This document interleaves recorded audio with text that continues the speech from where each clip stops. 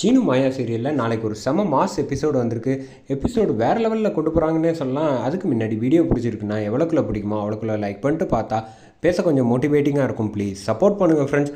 இந்த பக்கம் ரகுராம் வந்து அதிரடியாக வந்து ஒரு விஷயத்தில் வந்து வாக்கு கொடுத்துட்டா அதை வந்து மீறவே மாட்டார் அப்படிங்கிற மாதிரி மொத்த குடும்பமும் வந்து பேசிகிட்டு இருக்காங்க. அந்த சமயத்தில் தான் இந்த பக்கம் கரெக்டாக புவனேஸ்வரியும் சரி பசுபதியும் சரி பேசிகிட்டு இருக்காங்க.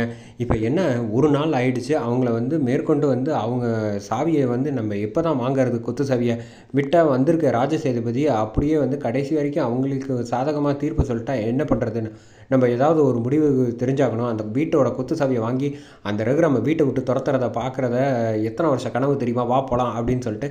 ஐயா என்னங்கய்யா, அவர் எழுதி கொடுத்துட்றேன்னு சொன்னார், ஆனால் இப்போ வரைக்கும் வந்து வீட்டு சாவியை வந்து கொடுக்கவே இல்லை. அப்படி இருக்க சூழ்நிலை நீங்களும் எதுவும் பேசாமல் இருந்தால் நேற்றுக்கே வந்து அவர் ஒரு சாவியை கொடுக்கறதுக்கு என்ன ஒரு நாளாக ஆகும் அப்படிங்கிறப்ப, இங்கே பாருமா, அவசரத்துக்காக வந்து எடுத்தோம் கவுத்தோன்னு சொல்ல முடியாது. அந்த மனுஷன் பெரிய மனுஷன் வாக்கு கொடுத்துருக்காரு. அப்படிங்கும்போது நிச்சயமாக வந்து உன்னால் ஒரு நாள் கூட பொறுக்க முடியாதா அப்படிங்கிறப்ப, அதெல்லாம் முடியாது, ஏன்னா அது என்னோடய வீடு, அவர் எழுதி கொடுத்துருக்காங்கல்ல அப்படின்னு சொன்னப்போ, சரி இப்போ என்ன உனக்கு அந்த சாவி தானே வேணும், அவங்க சாவி மட்டும் பத்தாத, அவங்க எல்லாரையும் வீட்டை விட்டு அனுப்புகிறேன்னா சொல்லுங்கள், நான் வரேன் அப்படின்னு சொல்கிறப்ப, சரி வாமா நடக்கிறது நடக்கட்டும் அப்படின்னு சொல்லிட்டு இந்த பக்கம் கரெக்டாக வந்து சேதுபதி ஐயா வந்து புவனேஸ்வரியும் பசுபதியும் ஊர் மக்கள் எல்லாரும் வந்து கரெக்டாக வந்துடுறாங்க.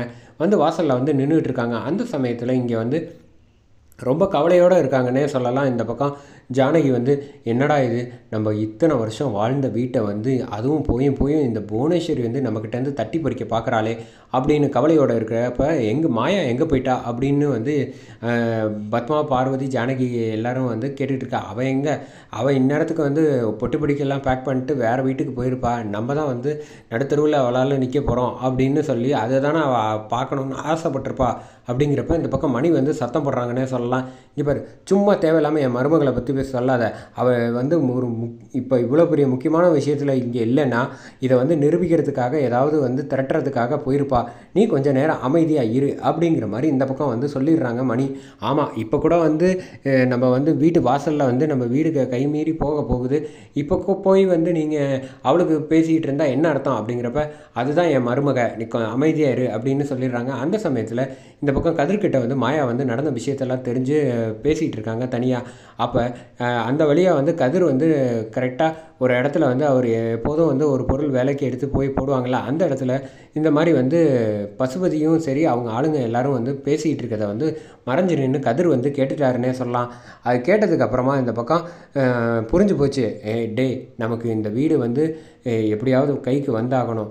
அப்போ ரகுராமை வந்து வெளியில் அனுப்புறதுக்கு ஒரே ஆதாரம் ஏதாவது மாயா சப்போஸ் கண்டுபிடிச்சாலும் பிடிச்சிருவா, அதுக்கு நமக்கு தடங்களாக இருக்கிறது இது எல்லாத்தையும் வந்து தெரிஞ்ச ஒருத்தன் இருக்கான் பாரு நம்பாள், அவனை வந்து நான் சொல்கிறபடி வந்து அவனை எங்கேயாவது அனுப்பி விட்டுரு அப்படிங்கிற மாதிரி ஒரு விஷயத்தை வந்து அதிரடியாக சொன்னோன்னா, சரிங்க சார் நீங்கள் சொல்லிட்டீங்கல்ல, மற்றதை நான் பார்த்துக்கிறேன் அப்படின்னு சொல்லிடுறாங்க. இதை வந்து கரெக்டாக கதிர் வந்து கேட்டுட்டு மாயாவுக்கு ஃபோன் பண்ணி சொல்லிடுறாங்க. உடனே சரி நான் முதல்ல போயிட்டுருக்கேன், நீ மட்டும் தனியாக போனால் சரியாக வராது அப்படின்னு, நீ போய் வீட்டில் என்ன நடக்குதுங்கிற தகவலை வந்து சொல்லு, எக்காரணம் கொண்டு வந்து அதை கொடுக்க விட்டுறாது அப்படிங்கிறப்ப, நான் அங்கே போனால் சரியாக வராது மாயா அப்படிங்கிறப்ப, சரி நீ போகலைன்னா பரவாயில்ல, ஓரமாக நின்று அங்கே என்ன நடக்குதுங்கிற விஷயத்தை மட்டும் எனக்கு வந்து ஃபோனில் அப்பப்போ சொல்லு அப்படின்னு சொல்லிட்டு இந்த பக்கம் மாயா வேகமாக வந்துடுறாங்க. வந்துட்டு இருக்கப்போ வந்து பார்த்தா அவங்க ஆளுங்க வந்து துரத்திக்கிட்டு போகிறாங்க. ஏன்னா எல்லா உண்மையும் தெரிஞ்ச ஒரு ஆளுங்கிறனால, எதுக்காக என்ன வந்து இப்படிலாம் வந்து துரத்துறீங்க அப்படின்னு கேட்டப்ப, வேறு என்னடா பண்ணுறது, நம்ம வந்து முதலாளியம்மா வந்து சொல்லியிருக்காங்க, சொன்னதை செய்ய வேண்டியது என்னுடைய கடமை இல்லையா அப்படின்னு சொல்கிறப்ப, மாயா வந்து அந்த இடத்துல வந்து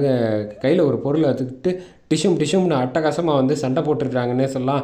சண்டை போட்டது மட்டும் இல்லாமல் அவங்கள காப்பாற்றிட்டு, ஆனால் பார்த்தீங்களா நீங்கள் புவனேஸ்வரிக்காக வந்து இவ்வளோ விஷயங்கள் பார்த்து செஞ்சீங்க, ஆனால் அவன் என்ன முடிவு எடுக்கிறான்னு பாருங்கள், இப்போயாவது உங்களால் மட்டும்தான் எங்கள் வீட்டை வந்து மீட்டு எடுக்க முடியும், நீங்கள் வந்து சாட்சி சொல்லுங்கள் அப்படின்னு சொல்கிறப்ப, சொல்கிறேம்மா இதுக்கப்புறமும் உனக்கு நான் உதவி செய்யலைன்னு வச்சுக்கோங்க, அப்புறம் நல்லதுக்கே காலம் இல்லாமல் போயிடும், வாங்கம்மா போகலாம் அப்படின்னு சொல்லிட்டு ஆட்டோவில் ஏறி கரெக்டாக கிளம்பி வந்துட்டு இருக்காங்கன்னே சொல்லலாம். அந்த சமயத்தில் தான் இந்த பக்கம் புவனேஸ்வரி வந்து கரெக்டாக வீட்டு வாசலில் வந்து நிற்கிறாங்க.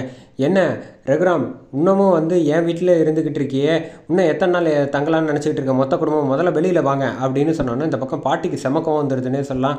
ரமணி பாட்டி, என்ன நினச்சிக்கிட்டு இருக்க புவனேஸ்வரி, நீ செய்கிற விஷயம்லாம் எனக்கு என்ன தெரியாதுன்னு நினைக்கிறேன், உனக்கு போய் வந்து நான் வந்து ஒவ்வொரு தடையும் போனால் போகுதுன்னு என் பையன்கிட்ட வந்து பிரச்சனை பண்ணால் விட்டு கொடுத்து போனால் நம்ம வந்து எதுவும் தப்பு கிடையாது அப்படின்னு அவ்வளோ படித்து சொல்லியிருக்கேன், நீ இப்படிலாம் செய்வேன்னு நான் நினச்சி கூட பார்க்கல அப்படிங்கிறப்ப, ஆமாம் இத்தனை வருஷம் நான் 25 வருஷமாக வந்து பகையை மனசில் மனசில் வச்சுக்கிட்டு தான் ஒவ்வொரு விஷயமும் வந்து பார்த்து பார்த்து பண்ணிக்கிட்டு இருந்தேன். அதெல்லாம் உன் பையனுக்கும் சரி ஜானகி மாயாக்கள் என்ன தெரியாதுன்னு நினச்சிக்கிட்டு இருக்கியா அப்படின்னு சொல்கிறப்ப, சும்மா வளவலான்னு பேசாதீங்க ஐயா. என்னங்கய்யா சேதுபதி ஐயா, காசை வந்து கொடுத்துட்டாங்கல்ல, மரியாதையாக சாவியை கொடுக்க சொல்லுங்கள் அப்படின்னு சொல்கிறப்ப, கொத்து சாவியை எடுத்து கரெக்டாக வந்து இந்த பக்கம் ஜானகி வந்து ஃபீல் பண்ணிக்கிட்டே வீடு கை விட்டு போகுதுன்னு கொடுக்கலான்னு போகிறாங்க. அந்த சமயத்தில் நிறுத்துங்க அப்படின்னு சொல்லிட்டு ஆட்டோலேருந்து மாயா வந்து செம மாதம் இறங்குறாங்கன்னே சொல்லலாம். இறங்கினோன்னே பெரியப்பா அவசரப்படாதீங்க அப்படின்னு சொல்கிறப்ப, எதுக்காக வந்து இப்படிலாம் பேசிகிட்டு இருக்கு, இவ பேச்செல்லாம் கேட்க முடியாது அப்படின்னு புவனேஸ்வரி சொல்ல, இங்கே பாரு உன்னோட வந்து வண்டவாளம் தண்டவாளம் எல்லாம் வந்து ஆதாரத்தோடு வந்து நான் நிரூபித்து காட்டுறேன். நீ வந்து எங்களை ஏமாற்றி சூழ்ச்சி செஞ்சு இப்படி வாங்கினேல்ல, அதுக்கு வந்து இங்கே பாரு இவர் தான் சாட்சி அப்படின்னு சொன்னோன்னா அவரை பார்த்தோன்னா வந்து அதிர்ச்சி ஆகிறாங்க. யாரையோ ஒருத்தர் அழைச்சிட்டு வந்தால் அதுக்கெலாம் நான் பொறுப்பா? அவசரப்படாத புவனேஸ்வரி, நீ மட்டும் புத்திசாலின்னு நினைக்கக்கூடாது, உங்ககிட்ட வேலை செய்கிற ஆளுங்களும் வந்து புத்திசாலி தான். இப்போ பாரு அப்படின்னு, அண்ணா காட்டுங்கண்ணா அப்படிங்கிறாங்க.